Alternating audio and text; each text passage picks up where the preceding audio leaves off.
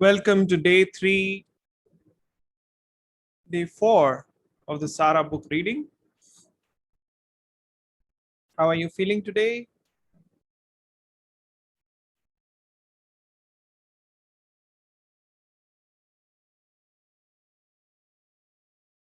All right. So we are now going to commence with chapter 10. Is my voice clear to you all?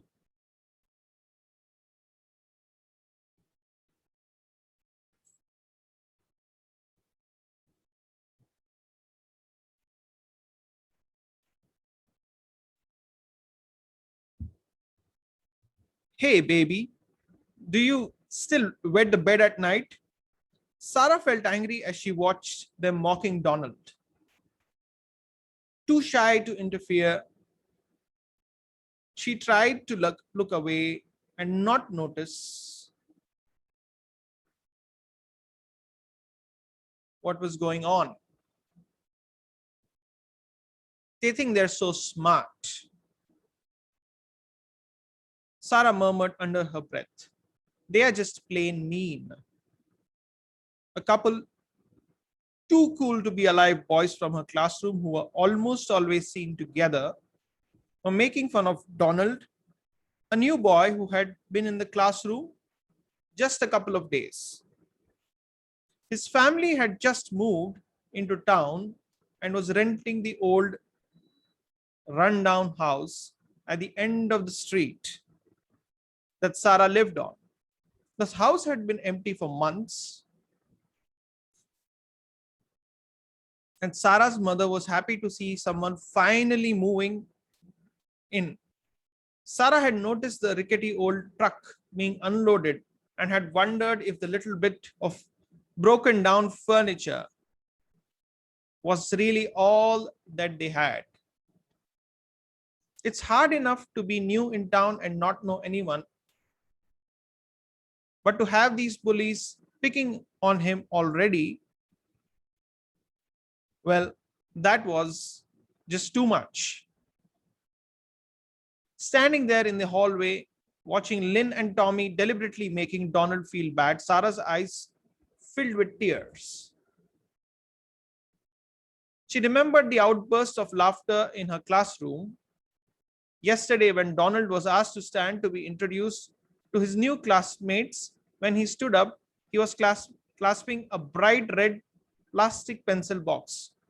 Sara admitted it wasn't the coolest thing to do, more appropriate for kids her little brother's age, but she certainly didn't believe that it deserved this kind of humiliation.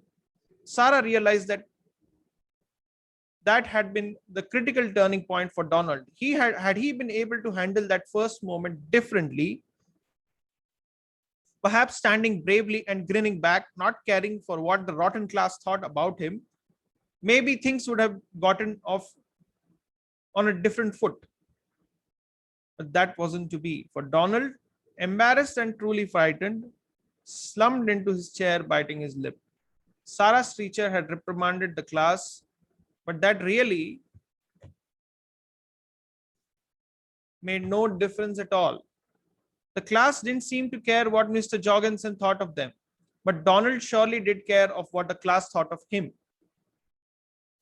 When he left the classroom yesterday, Sara had seen him drop his bright new pencil holder into the waste basket by the door. Once Donald was out of sight, Sara had retrieved his ill-chosen trinket and had stuffed it into her school bag. Sara watched as Tommy and Lynn went down the hallway. She listened to them clumping down the stairs. She could see Donald in front of his locker, just standing there staring into it, as if something in there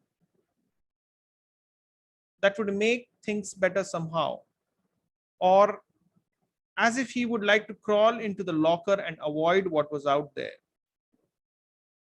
Sara felt sick to her stomach. She didn't know what to do, but she wanted to do something to make Donald feel better. After looking down the hallway to make sure the bullies were gone now, she pulled a red box from her bag and hurried toward Donald, who was now fussing around with his books in an ill-at-ease attempt to regain his composure. Hey, Donald, I saw you drop this yesterday, Sarah said simply. I think it's neat. I think you should keep it. No, I don't want it. Donald snapped back. Shocked, Sarah stepped back and mentally tried to regain her balance. If you think it's so neat, you keep it, Donald shouted at Sarah. Quietly stuffing it back into her bag, hoping no one had seen or heard this embarrassing exchange, Sarah hurried into the schoolyard and headed home. Why don't I stay out of things? Sarah scolded herself. Why don't I learn? This you will all learn later on. It's called the law of allowing. If you're truly interested in learning. Yeah.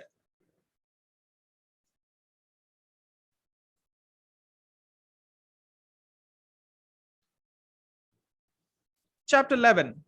Solomon, why are people so mean? Sarah pleaded. Are all people mean, Sarah? I hadn't noticed.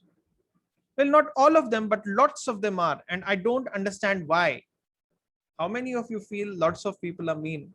How many of you have experienced that? Type yes if that's your experience, or type no if that's not.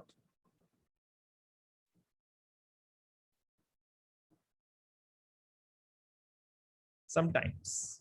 Okay. Well, not all of them, but lots of them are, and I don't understand why. When I'm mean, I feel awful. When are you mean, Sarah? Mostly when someone is mean first. I think I sort of just get mean to pay them back. Does that help?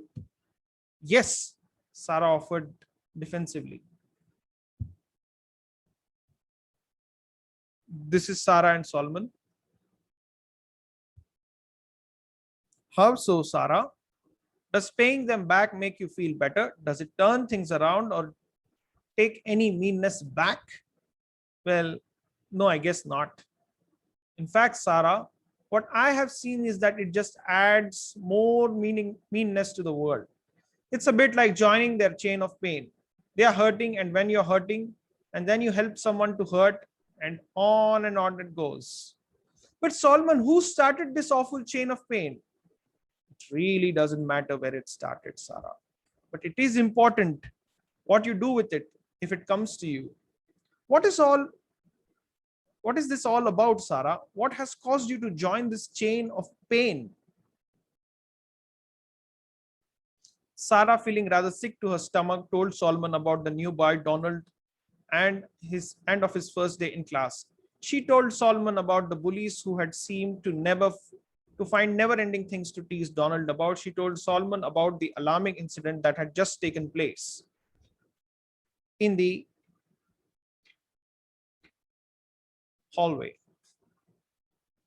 And as she relived what had happened, as she was describing them to Solomon, she felt her painful anger growing again. And a tear pushed out of her eye and rolled down her cheek. She angrily wiped it away with the back of her sleeve, truly irritated that instead of her usual happy chatter with Solomon, she was now sniffling and blubbering. This wasn't the way it was supposed to be with Solomon. Solomon was quiet for a long while as scattered, disconnected thoughts shot about Sarah's mind. Sarah could feel Solomon watching her with his big loving eyes, but she didn't feel self-conscious. It almost felt as if Solomon was drawing something out of her. Well, it's clear what I don't want, Sarah thought. I don't want to feel like this, especially when I'm talking with Solomon. That's very good, Sarah. You have just consciously taken the first step in ending the chain of pain. You have consciously recognized what you do not want. And that's good, Sarah questioned. It doesn't feel so good. That's only because you have only taken the first step, Sarah. There are 3 more. How many of you want to know the 3 other steps?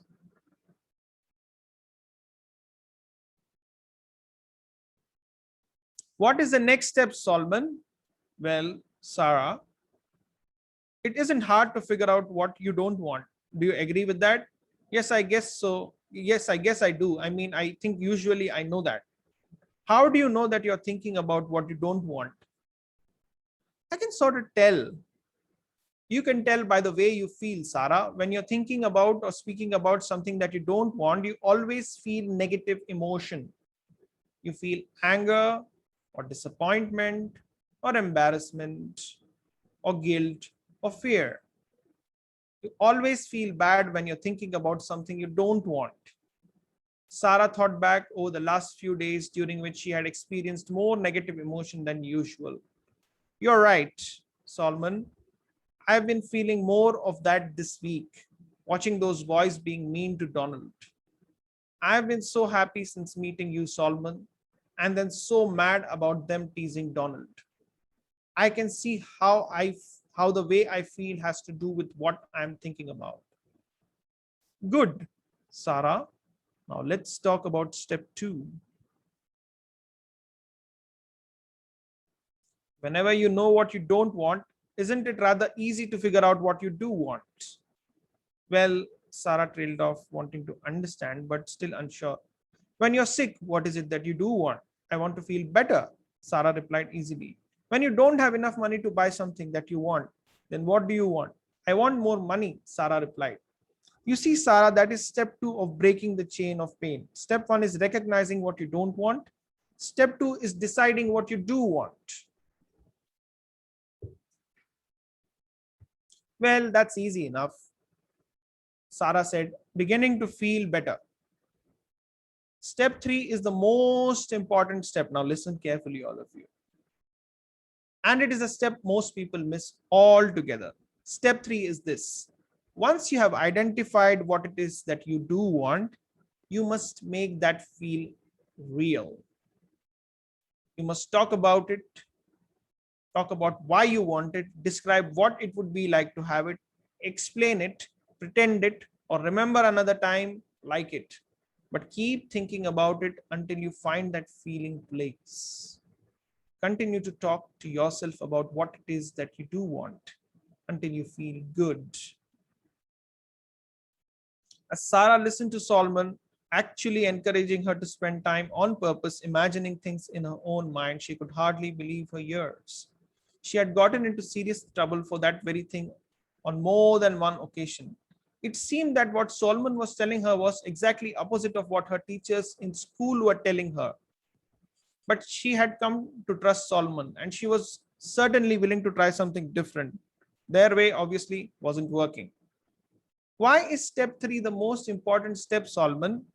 Because until you change the way you feel, you haven't really changed anything. You're still part of the chain of pain. But when you change the way you feel, you're a part of a different chain. You haven't joined Solomon's chain, so as to speak. What do you call your chain, Solomon? Well, I don't really call it anything. It's more about feeling it. But you might call it the chain of joy or chain of well-being or the chain of feeling good. It's the natural chain, Sara. It's truly who we all are.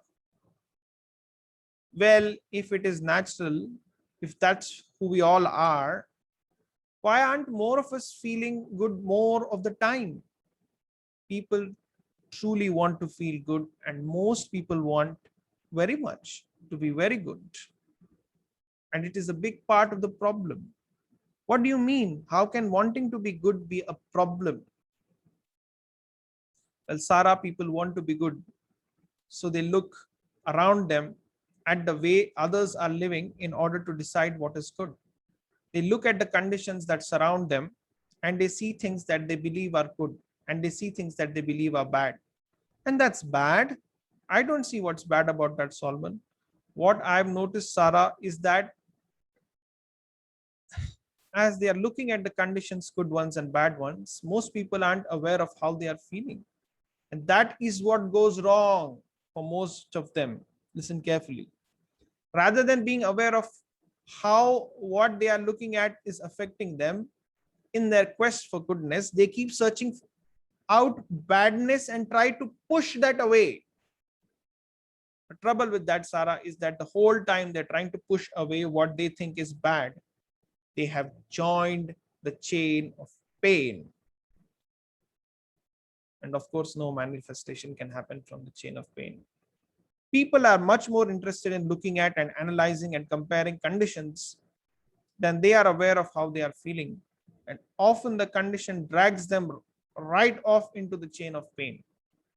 Sarah, think back over the past few days and try to remember some of the strong feelings you had. What was happening as you were feeling bad this week, Sarah? I felt awful when Tommy and Lynn were teasing Donald. I felt awful when the kids laughed at Donald in class. I felt the worst of all when Donald yelled at me. All I was trying to do was help him. Now, this is very important, all of you, okay? I was trying to help him. Why did he shout at me? I'm sure this has happened to many of you. Good, Sarah, let's talk about this. During those times that you were feeling bad, what were you doing? I don't know, Solomon. Wasn't really doing anything. Mostly I was just watching, I guess. That is exactly right, Sarah. You were observing conditions.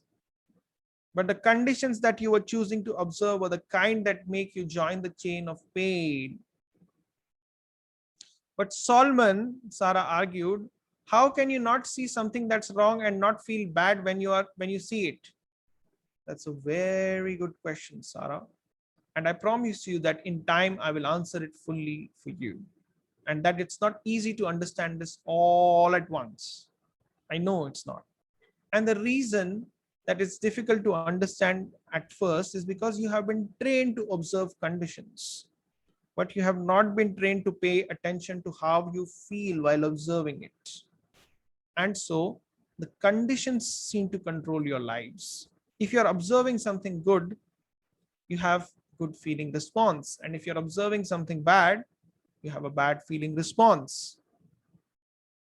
When the conditions seem to control your lives, that is frustrating for most of you, and that's what causes many of you people to continue to join the chain of pain. Then how can I stay out of the chain of pain so that I can help someone else out if they get in? Well, Sarah, there are lots of ways to do that. But my favorite, the one that works very fastest for all is this. Think thoughts of appreciation. Appreciation? Yes, Sarah, focus on something, someone, and try to find thoughts that make you feel very best. Appreciate them just as much as you can. That is the best way to join the chain of joy. Remember, step one is, remember what step one is, I guess. This is the picture there. Solomon and Sarah. Solomon explaining. Knowing what I don't want. Sarah answered proudly. She had that one down pat. She had that one down pat. And step two is knowing what I do want. That's very good, Sarah. And step three, oh, Solomon, I forget. Sarah whined, disappointed at herself for forgetting it so soon. Step three is finding the feeling place of what you do want. Talking about what you do want until you feel like you're already there. Solomon, you never told me what step four is, Sarah remembered excitedly. Step four is the best part, Sarah. That is when you get what you want. Step four is the physical manifestation of your desire. Have fun with this, Sarah. Don't try hard to remember all this. Just practice appreciation. That's the key. You'd better run along now, Sarah. We can talk more about this tomorrow. Appreciation, Sarah pondered. I will try to think of things to appreciate. Her little brother Jason was the first image that came to her mind. Boy, this is going to be hard, Sarah thought, as she began walking from Solomon's thicket. Start with something easier, Solomon called as he lifted from his post. Yeah, right. Sarah laughed. I love you, Solomon, she thought. I love you too, Sarah. Sarah heard Solomon's voice clearly, even though he had flown far from her view. Something easy, Sarah thought. I want to appreciate something easy. Chapter 12, this is. There's a picture of this dog here near a post box, I guess. Yeah. Something easy, Sarah thought. I want to appreciate something easy. From a distance, Sarah could see her next door neighbor's dog frolicking in the snow. He was leaping and running, then rolling on his back, obviously happy to be alive. Brownie, you're such a happy dog. I do appreciate you, Sarah thought, still over 200 yards away. That moment, Brownie began running towards Sarah as if she were his master and she called his name. Wagging his tail, he ran two full circles around Sarah and then with his paws on her shoulders, this large, mangy, long-haired dog pushed Sarah into a sitting position into a pile of snow that was left by the snowblow earlier that week, and he licked her face with his warm, wet tongue. Sarah was laughing so hard she could barely get up. Oh, you love me too, do you, Brownie? Sarah lay in her bed that night thinking about everything that had happened this week. I feel like I've been on a roller coaster. I felt the best I have ever felt and the worst I have ever felt all in one short week. How many of you have had these roller coasters often? Best and worst in one week. Have you? Yes, if you have, please. Yeah. I love my talks with Solomon and oh, how I learned to fly, but I got so mad this week too. This is all very strange. Think thoughts of appreciation. Sarah could have sworn she heard Solomon's voice in her bedroom. No, that cannot be, Sarah decided. I remembered what Solomon said. And with that, Sarah rolled onto her side to ponder. I appreciate this nice warm bed. That's for sure, Sarah thought as she tugged the blankets up over her shoulders. And my pillow, soft, snuggly pillow. I do appreciate this, Sarah thought, wrapping her arms around it, burying her face in it. I appreciate my mother and my father and Jace, and Jason too. I don't know, Sarah thought. I don't think I'm finding that feeling place. Maybe I'm just too tired. I'll work on this tomorrow as soon as she said Jason. Okay. And with the last conscious thought, Sarah was sound asleep. I'm flying again. I'm flying again, Sarah shouted as she soared high above her house. Flying isn't exactly the best word for this, she thought. More like floating. I can go anywhere I want to go. With no effort at all, but just by identifying where she wanted to be, Sarah moved easily across the sky, pausing now and then to examine something she hadn't noticed before, something swooping up very close to the ground and then lifting back up again. Up, up, up. She discovered that if she wanted to go down, all she had to do was stretch one toe toward the ground and down she would go. When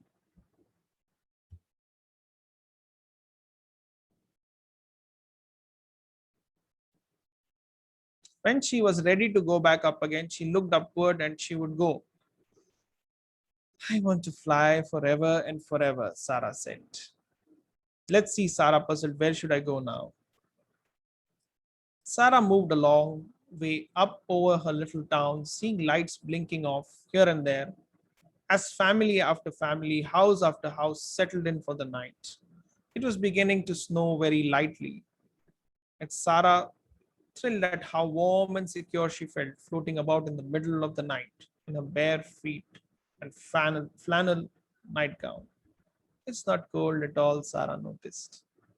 Nearly every house was dark now, and only the town's sparsely placed street lights were glowing. But on the far side of town, Sarah could see one house still lit up. And so she decided to go there to see who was still awake. Probably somebody who doesn't have to get up early in the morning, Sarah thought, closer, stretching her left toe down, causing a perfect rapid descent.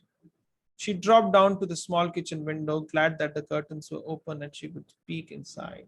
And there, sitting at the kitchen table, with papers spread all over the place, was Mr. Jorgensen, Sarah's teacher. Mr. Jorgensen was methodically picking up one paper, reading it, then another. Sarah was transfixed as she watched him.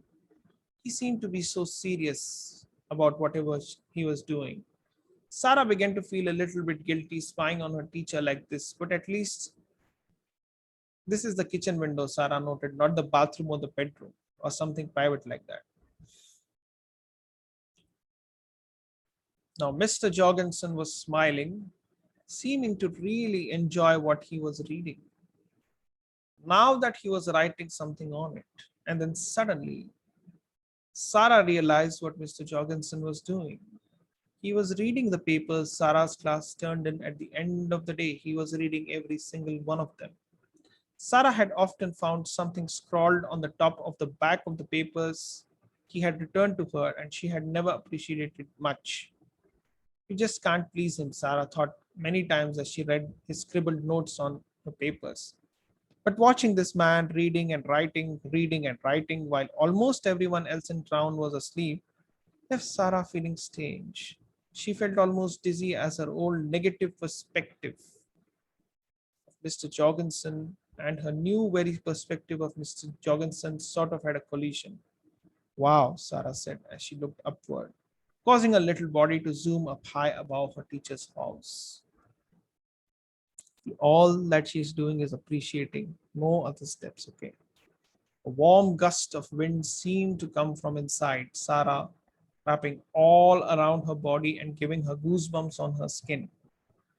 Her eyes filled with tears and her heart leaped a happy beat as she soared ever so high into the sky, looking down upon her beautiful sleeping or almost sleeping town. I feel appreciation for you, Mr. Jorgensen, Sarah thought as she made one last swoop over his house, headed home. And as soon as Sarah looked back at Mr. Jorgensen's window, she felt sure that she was saw him standing there looking out.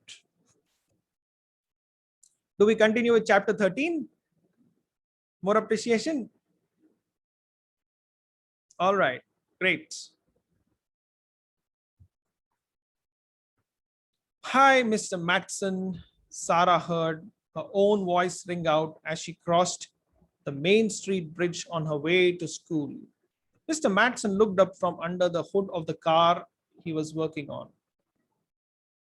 He had seen Sarah on her way to school hundreds of mornings through the years that he had operated the town's one and only gas station on the corner of Main Street and Center Street, but she had never called him out to him that way before.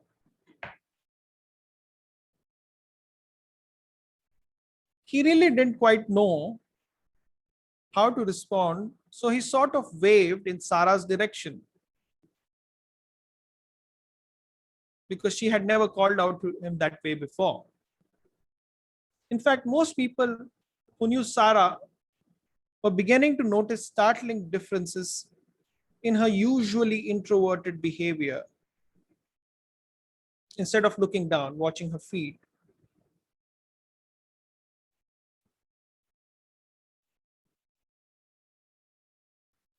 being deep in her own thoughts, Sarah was strangely interested in this mountain town, unusually observant and amazingly interactive. Appreciation, you say. There are so many things to appreciate, Sarah was acknowledging quietly under her breath. The snow blow has already cleared most of the streets. That's a really nice thing. Sarah thought, I do appreciate. She saw a utility truck in front of Bergman's store with its extension ladder extended all the way out. One man was at the top of the ladder working on a power pole, while another man watched intently from down below. Sarah wondered what they were doing and decided they were probably repairing one of the power lines that had become too heavy with icicles that were clinging to it. That's really nice, Sarah thought. It's so wonderful that all these men are able to keep our electricity working. I do appreciate that.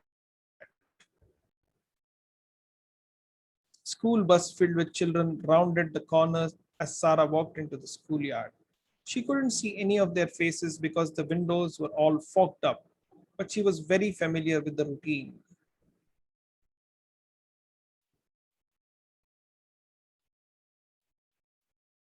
The bus driver, who had been gathering his unwilling cargo from all over the country since before dawn, was now releasing about half of them at Sara's school. He would unload the other half at Sara's old school down Main Street. This is a nice thing that the bus driver does, Sara thought. I really do appreciate that. Sara took off her heavy coat as she walked inside the school building, noticing how comfortably warm it felt inside.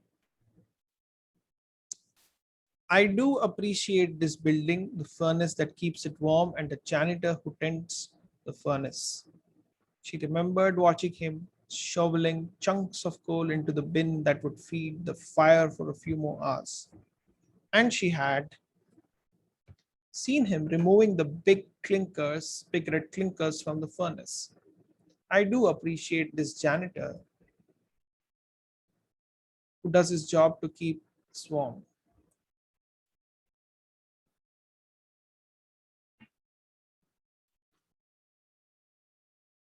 Sara was feeling wonderful.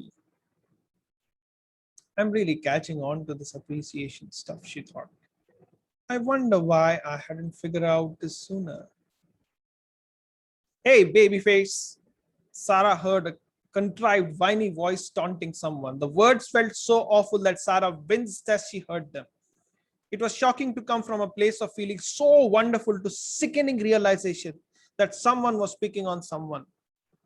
How many of you feel unsettled when something like this happens? Oh no, Sara thought. Not Donald again, but sure enough, the same two bullies were at it again.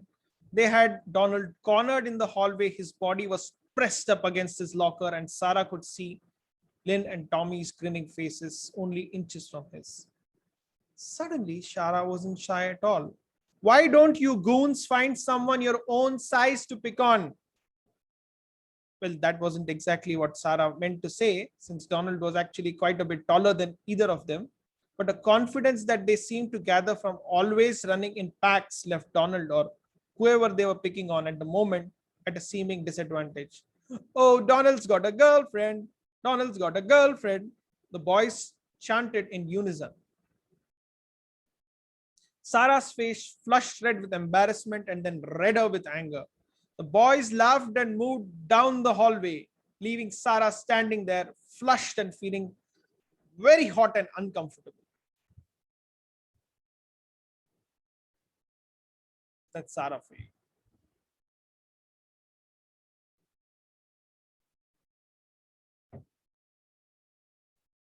I don't need you to stick up for me, Donald shouted, again blasting Sara to conceal his tears of embarrassment. Good grief, Sara thought. I'm doing it again. I just don't learn. Well, Donald, Sara thought, I appreciate you too. You have once again helped me realize that I'm an idiot. Idiot who does not learn. Okay, wonderful day, everyone.